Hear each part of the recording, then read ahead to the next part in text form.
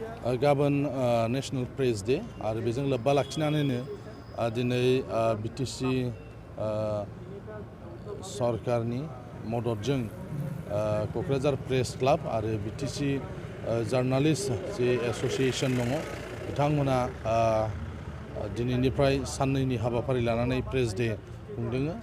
आङो गाबोननि जे नेशनेल जे प्रेस डे दिनैनो आङो बिथांमोननिसिम गाहाम हामलायथिखौ बावहरदों। दिनै बावहाय गाहायै मोननै टपिक लानानै सावरायलायनाय जादोंमोन। प्रेसनि जे रल सोलायहोनाय आरो गाहाम मोनसे गभर्नमेन्ट लाबोनाय आरो गोजोरथि मोनसे जौगानायनि थाखाय बिनि सायाव बे आयदानि सायाव बुंनो थाखाय आंनोबो मोनसे खाबु होनाय जादोंमोन। दिनै बिटिसिनि सिङाव थानाय गुबुन गुबुन प्रेस क्लाबनिफ्राय दिनै क'क्राझार बे साइन्स कलेजनि अडिट'रियाम हलाव बाहागो लाफैदों आरो दिनै बेवहाय मोननै आयदानि सायाव सावरायलायनाय जादों। आंबो बुंदों जे मेडियाहा मोनसे रल दङ, जिहेतु जोंनि डेम'क्रेसियाव मेडियाखौ फर्थ पिलार होननानै हमनाय जायो। बेनिखायनो मोनसे रल दङ। बिथांमोना गाहाम मोनसे सरकार लाबोनो थाखाय गाहाम मोनसे खुंथाय लाबोनायाव मदद खालामनांगौ। सरकारनि खोथा बाथ्राफोरखौ रायजो राजाफोरनिसिम फोरमायनाय आरो रायजो राजानि जेंना जेंसि अभाब अभियोगफोरखौ सरकारनो मिथिहोनाय, बिनि मोनसे रल मिडियाया जेब्लायबो लाबोगासिनो दं आरो लानांगोन। बे बाथ्राखौ आङो खावलायदों। नंगौ